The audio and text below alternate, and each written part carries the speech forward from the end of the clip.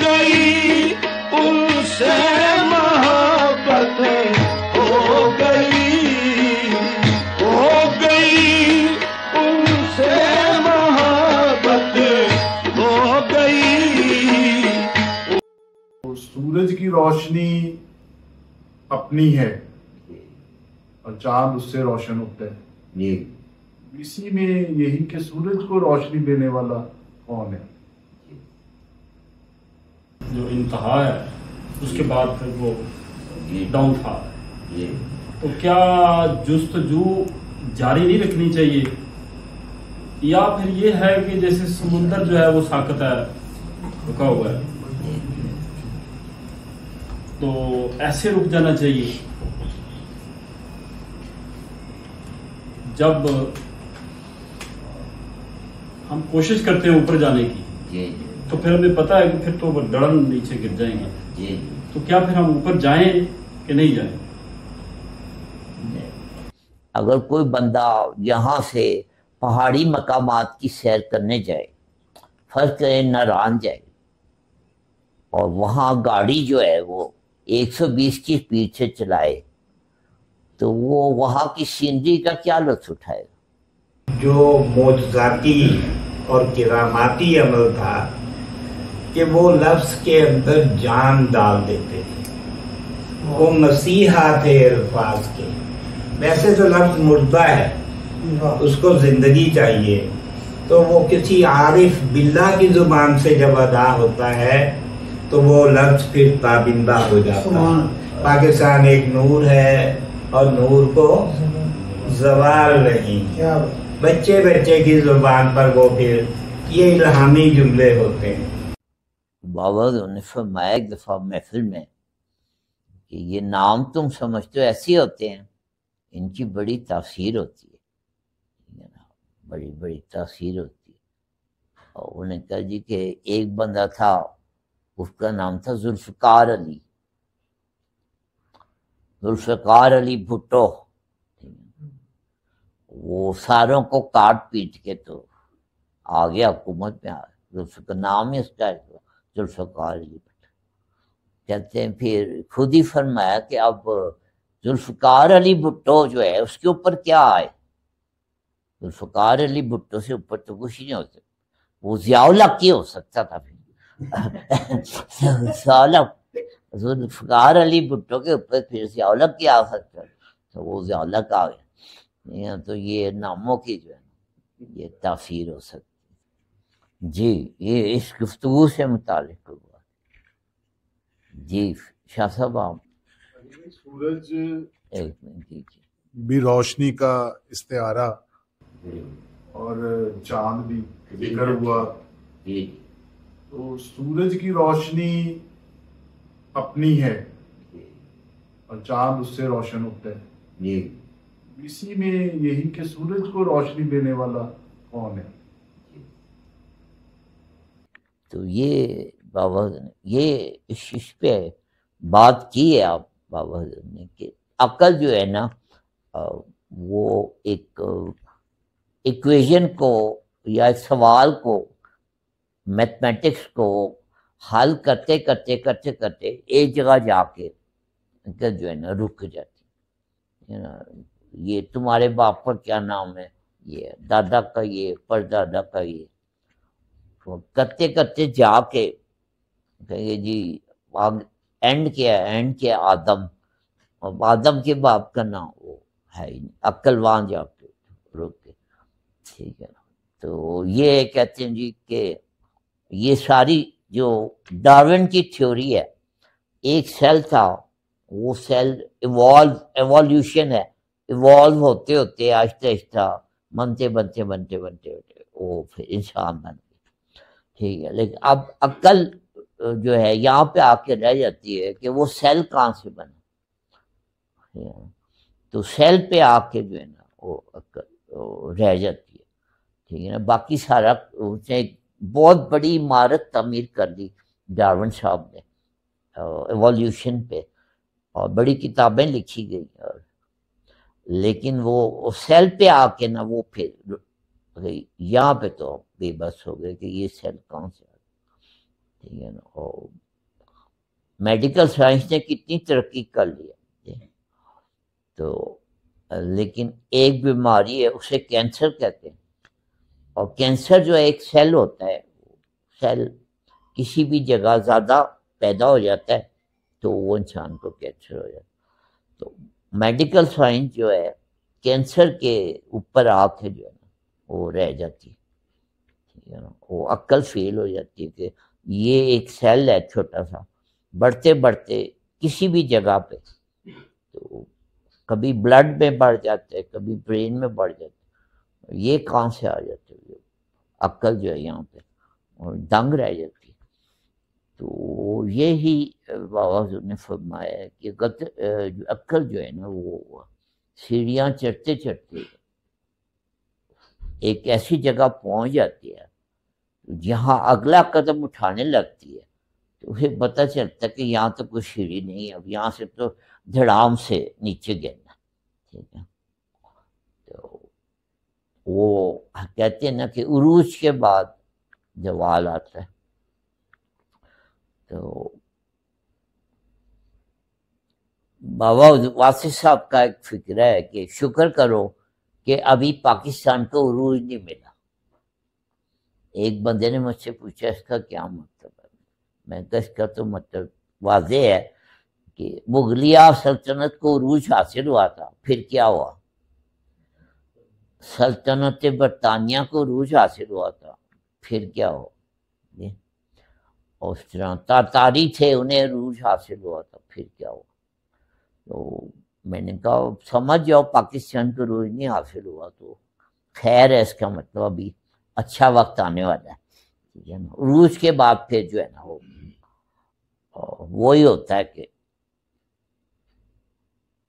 جو بڑی بڑی سلطنتیں ہیں ان سے کوئی ایسی غلطی ہو جاتی ہے وہ پھر اس کو ایک نا کہا، ایک بندے نے اس کو ذرا تھوڑا سا رنگ، عروج کے بعد زوال ضرور آتا ہے.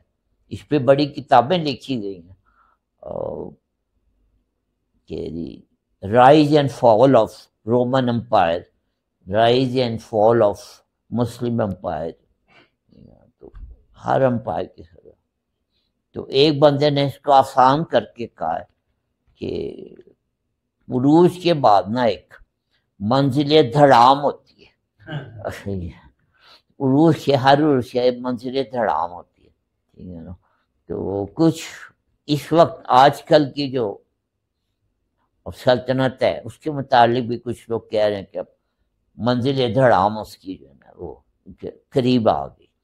ٹھیک ہے نا، وہ کسی نے کہا تھا کہ یہ منزل دھڑام کی بات کروں گا، اگر جو کوئی جوکر ہو وہ بادشاہ کی کرسی پہ جا کے بیٹھ جائے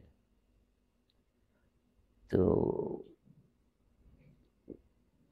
وہ پھر بادشاہ نہیں بن جاتا، وہ دربار جو ہے نا وہ ایک سرکس بن جاتی. ٹھیک ہے نا، مزید اور جو ہے نا وہ احتیاط کے خلاف ہے تفصیل میں جانا. بڑی بڑی سلطنتیں جو ہے نا اور جب وہ رنگیلا شاہ آ جائے نا تو پھر سمجھ لینا چاہیے کہ آگے کیا ہونے والا. ٹھیک ہے نا، تو بڑی بڑی سلطنتیں جو ہے نا وہ جب بادشاہ جو کر آ گیا تو وہ سب کچھ جو ہے نا وہ ضائع کر کے رکھتی ہے. اور یہ تو چلے سورج اور چاند کی بات. جی تبسم علی بھائی، پھر کیا یہ پھر جستجو آپ نے فرمایا کہ جو انتہا ہے اس کے بعد پھر وہ ڈاؤن فال ہے، تو کیا جستجو جاری نہیں رکھنی چاہیے، یا پھر یہ ہے کہ جیسے سمندر جو ہے وہ ساکت ہے، رکا ہوا ہے، تو ایسے رک جانا چاہیے؟ جب ہم کوشش کرتے ہیں اوپر جانے کی تو پھر ہمیں پتہ ہے کہ پھر تو وہ دڑن نیچے گر جائیں گے، تو کیا پھر ہم اوپر جائیں کہ نہیں جائیں؟ اس کا مقصد صرف یہ ہوتا ہے کہ یہ تھوڑی سی جو سیڑھیاں ہم چڑھ رہے ہیں یہ ہم پرسکون طریقے سے چڑھیں. سیڑھیوں نے تو ختم ہو ہی جانا ہے.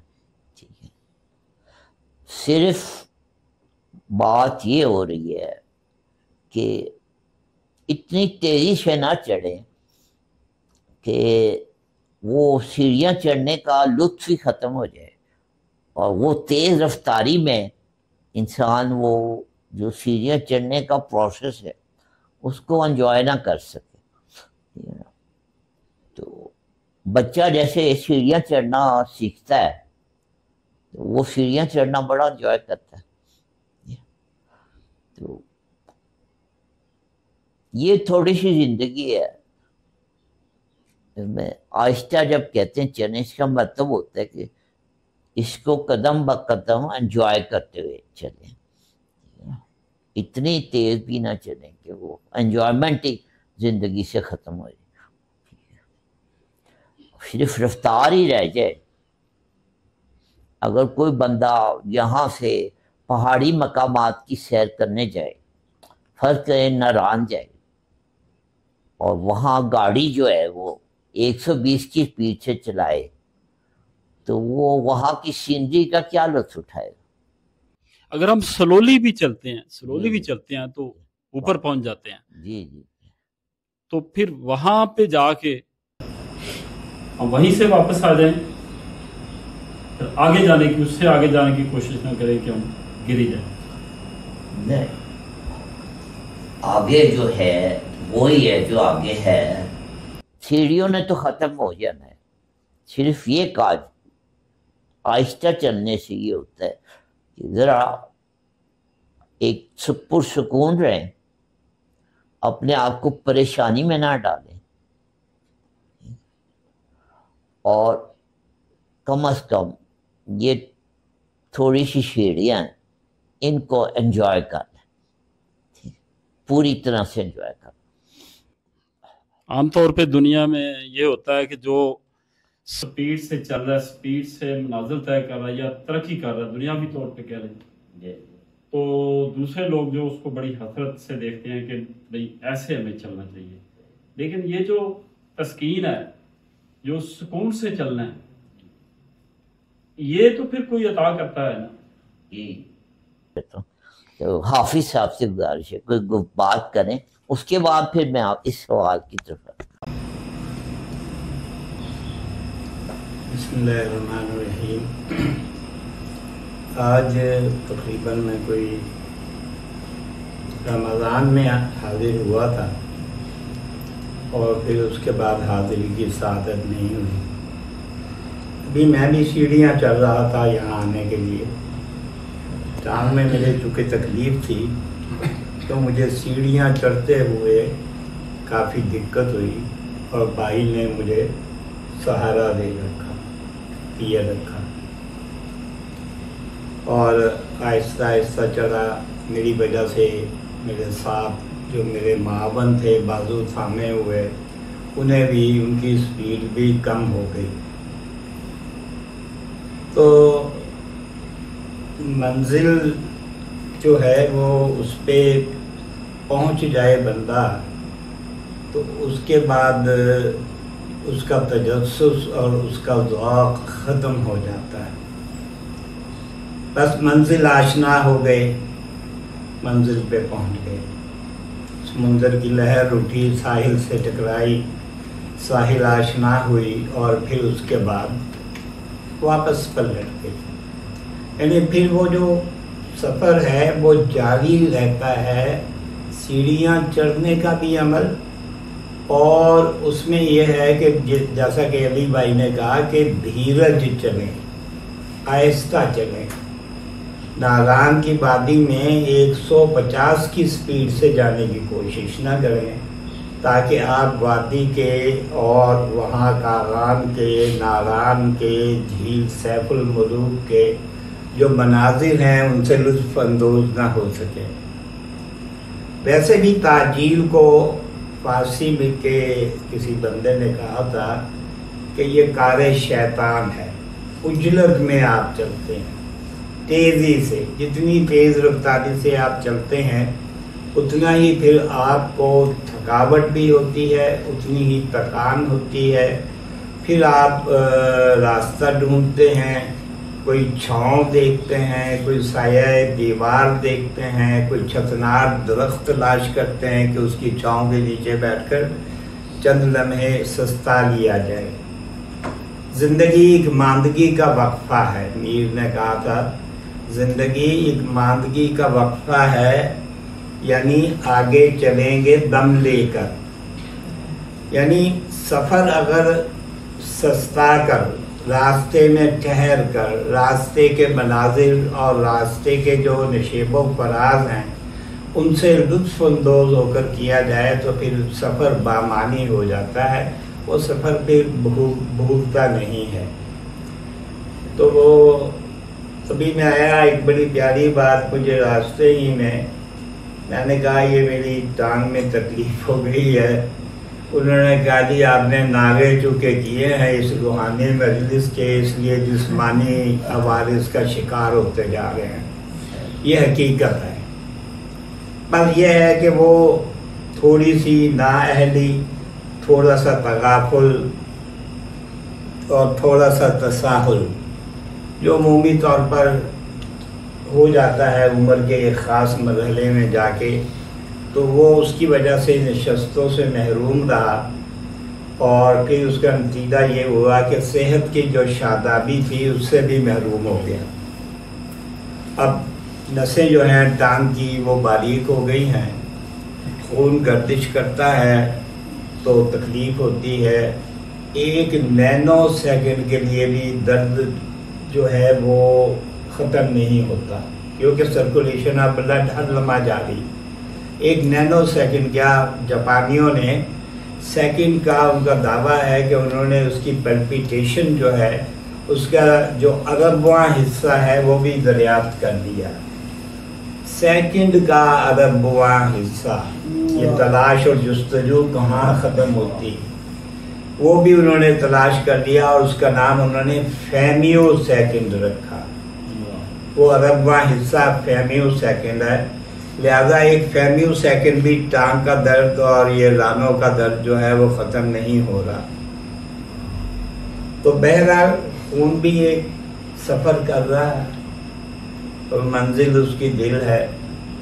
नसें बारीक हों, नसें तनोवंद हो जाएं, नसें सेहतयाब हो जाएं, तो दिल तक सफ़र खून का जो है वो जारी रहता है। अगर जारी ना रहे तो फिर दिल का इंतकाल पुरमज़ाल हो जाता है, जिसे हम हार्ट अटैक कहते हैं। मुझे याद पड़ता है मीर अनीस ने अपने मरसिये में कहीं किसी एक जगह बहुत खूबसूरत बात कही थी। उसने कहा कि आज़ा आज़ा सब मफलूज हुए, आज़ा सब मफलूज हुए एक दिल के शहादत पाने से।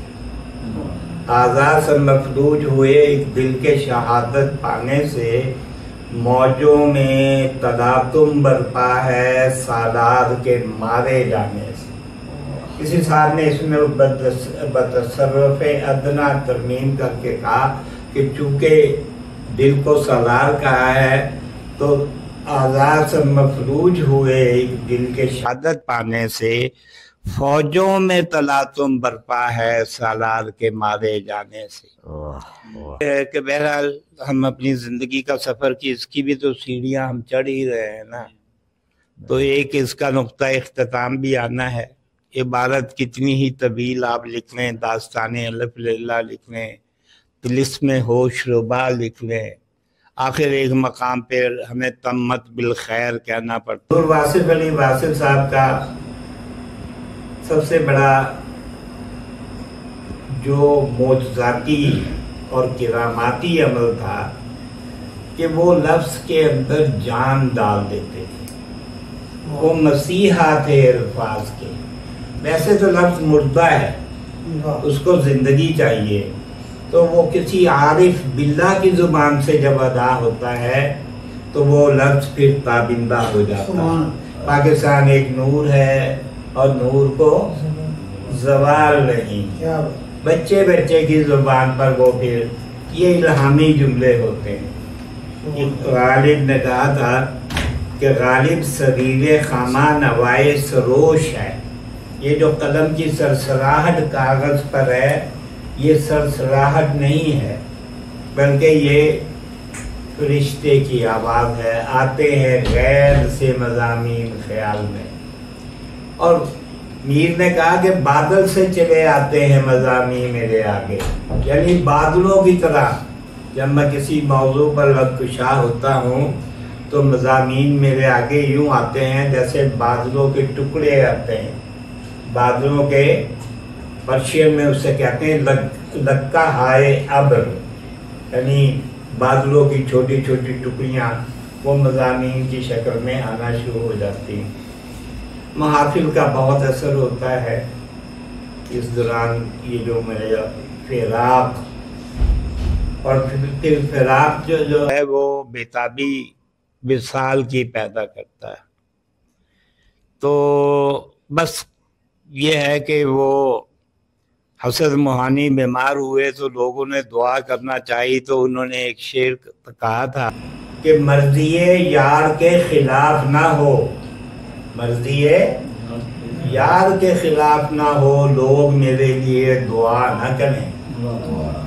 اللہ کی رضا اسی میں ہے کہ اللہ بہتر سمجھتا ہے کہ اس موقع پر اس کی ٹانگیں ذرا تھوڑی سی نرم کر دیں، اس کی رفتار کم کر دیں. اور تو اس میں جب یہ ساری باتیں ہیں اور میں تو علی بھائی کا مشکور ہوں، ممنون ہوں. وہ غالب ہی نے کہا تھا گو کہ میں آیا نہیں، گو کہ میں رہا رہینے ستم ہائے روزگار. گو کہ میں رہا رہینے ستم ہائے روزگار، لیکن تیرے خیال سے غافل نہیں رہا میں. تو میں تو خیال میں تو محافل میں شریک ہوتا رہا. وہ شام قلندر کے وہ نوٹیفیکیشنز بھی مجھے ملتے رہے، دوسرے بھی ملتے رہے. اور گھر میں اس بیماری کے ہاتھوں پڑے ہوئے تھے. 3 سے 5 دن پہلے یہ اٹیک ہوا تھا اور ابھی تک تو چل رہا ہے. تو دعا کا میں نہیں کہوں گا، حسد موہانی کا شعر سنا چکا. اللہ کی رضا اسی میں ہے. اللہ بہتر جانتے ہیں کہ اس بیماری میں کتنی شفائیں ہیں، اس کے اندر میرے لیے کتنی بہتری ہے. مجھے بظاہر درد کا کرب، اس کی ٹیسیں، اس کی کثرت اور اس کی شدت محسوس ہوتی ہے. لیکن میں یہ محسوس کرتا ہوں کہ اگر میں اس دوران بھی آتا رہتا یہاں پر تو ممکن ہے میں اب تک ٹھیک ہو چکا ہوتا، بلکہ اغلباً نہیں یقیناً ٹھیک ہو چکا ہوتا. کیونکہ یہاں وہ سارے لوگ ہیں جن کو دیکھ کر مجھے تسکین ہوتی ہے روحانی سطح پر اور باطنی سطح پر. یہ جیسے ابھی حضور نے فرمایا تھا اپنے بیان میں کہ جب آنکھ بھیگ جاتی ہے آنسو ٹپکتا ہے. یہاں بھیگی ہوئی آنکھوں والے اور بھیگے ہوئے دل والے لوگ ہیں. فارسی کے ایک شاعر نے کہا تھا، کیونکہ بیماری کا ذکر چل رہا ہے تو مجھے اچانک یاد آ گیا اور اسی محفل کے حوالے سے وہ مجھے یاد آ گیا کہ این نسخہ از بیاض مسیحا نوشتہ ایم. این نسخہ از بیاض مسیحا نوشتہ ایم، روئے نکو معالجہ عمر کوتاہ است. کہ یہ نسخہ میں نے مسیح علیہ السلام کی بیعت سے لے لیا ہے. وہ نسخہ کیا تھا؟ روئے نکو معالجہ عمر کوتاہ است، کہ خوبصورت چہرہ جو ہے وہ عمر کوتاہ کا ایک علاج. خوبصورت محفل آقا کائنات صلی اللہ علیہ وسلم نے 2 ہی قسم کی دعائیں مانگی ہے.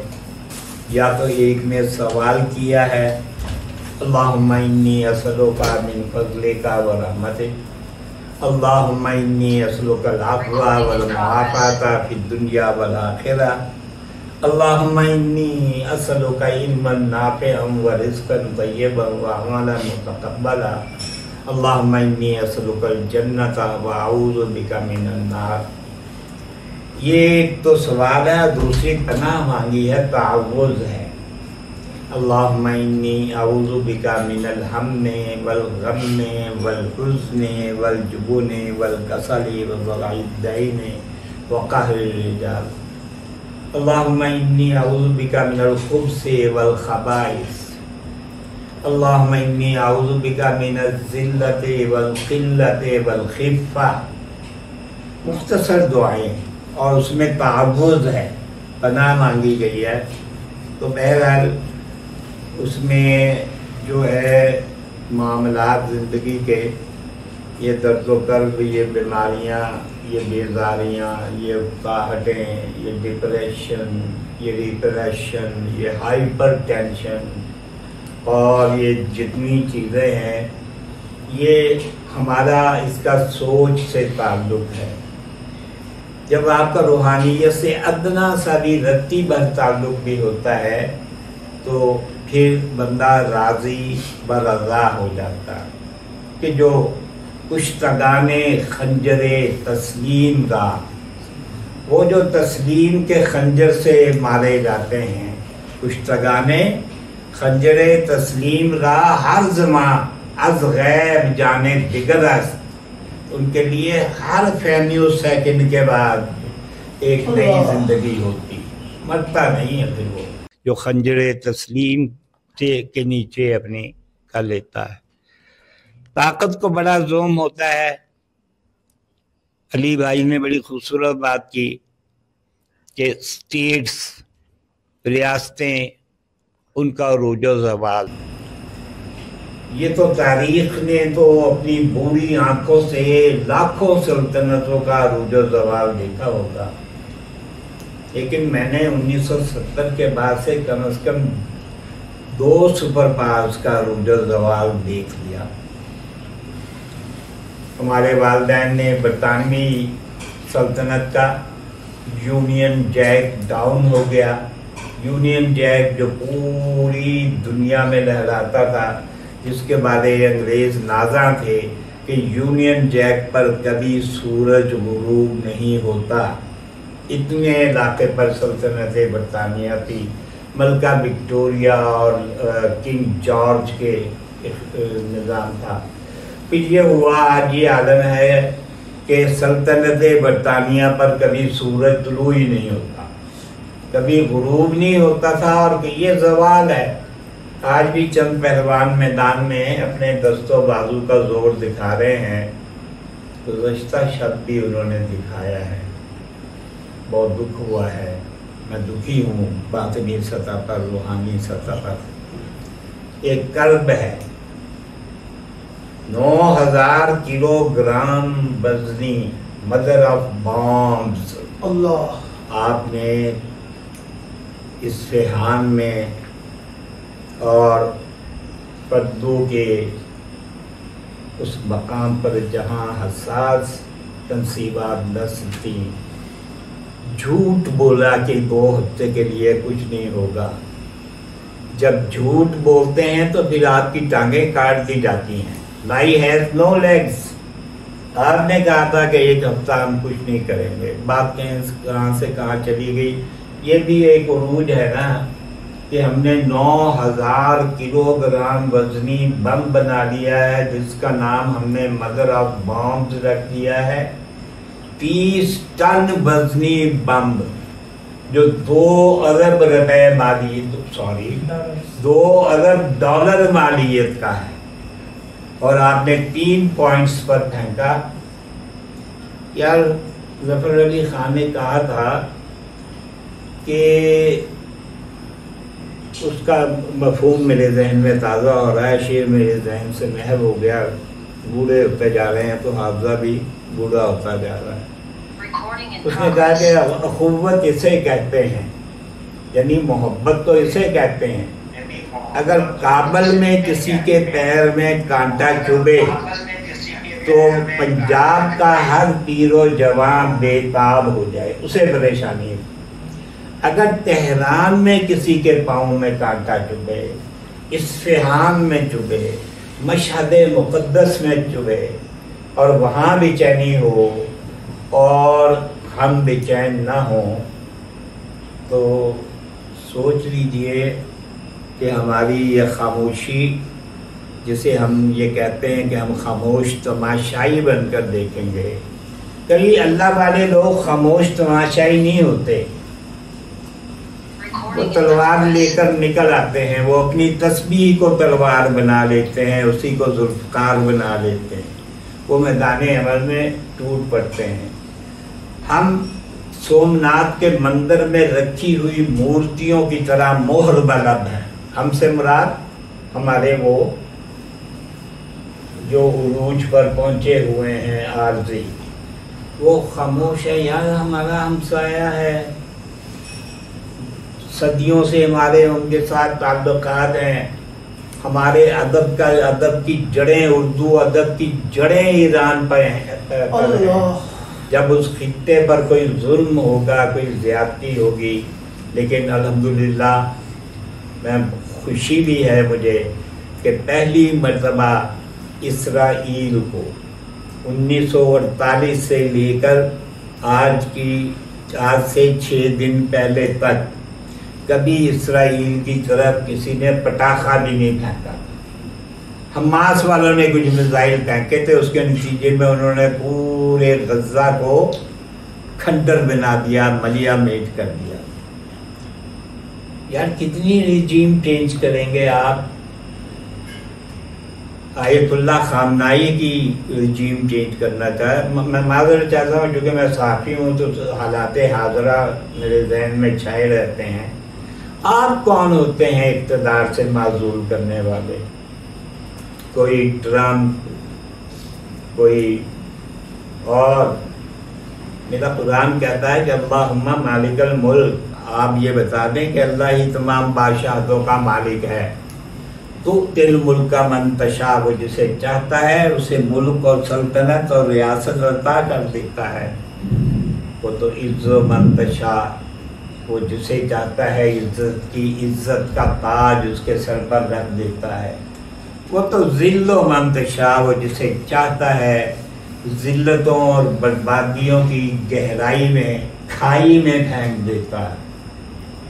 तो अल्लाह मालिक बियदिहिल मुल्क, सारी बादशाह उसके हाथ में है। क्लस्टर बम आपने फेंके थे, डेजी कटर बम आपने फेंके थे। क्या अफजूदा यूरेनियम वहाँ पर मौजूद था? अल्लाह हो खैरुन हाफिज़ा, अल्लाह सबसे बेहतर हिफाजत करने वाला है। उन्होंने वो पहले ही वहाँ से अफजूदा यूरेनियम ले गए थे, वरना पाकिस्तान तक अब तक ताबतारी और रेडिएशंस पहुँच चुकी होती। हिरोशिमा और नागासाकी से बड़े वाक़या रूनुमा हो चुका होता। बहरहाल बड़ी बुलंदी से फेंका है, अल्लाह पाक इतनी ही बुलंदी पर ले जाकर इन्हें नीचे फेंकेगा। शुक्रिया, मेरे बेतरतीब से ख्यालात थे, मैंने अर्ज कर दिया। बस एक सवाल हाफिज साहब से, जितने अरसे आपने गुफ्तगू फरमाए, वो वाला दर्द महसूस हुआ है कि नहीं? देखें जी, दर्द तो बेतहाशा है, और जब तक गुफ्तगू फरमाता रहा तो वो वाला दर्द नहीं हुआ। वो वाला नहीं हुआ ना? नहीं हुआ। चलिए ठीक। जब से यहाँ बैठा हूँ वो वाला दर्द नहीं हुआ। क्योंकि मैंने तबर्रुक के तौर पर आपका ये रुमाल रखा हुआ है। क्योंकि मैंने तबर्रुक के तौर पर आपका ये रुमाल रखा हुआ है। तो ये बात तो गलत साबित होगी ना कि 9 सेकंड के लिए भी नहीं रुकता, वो रुक सकता है।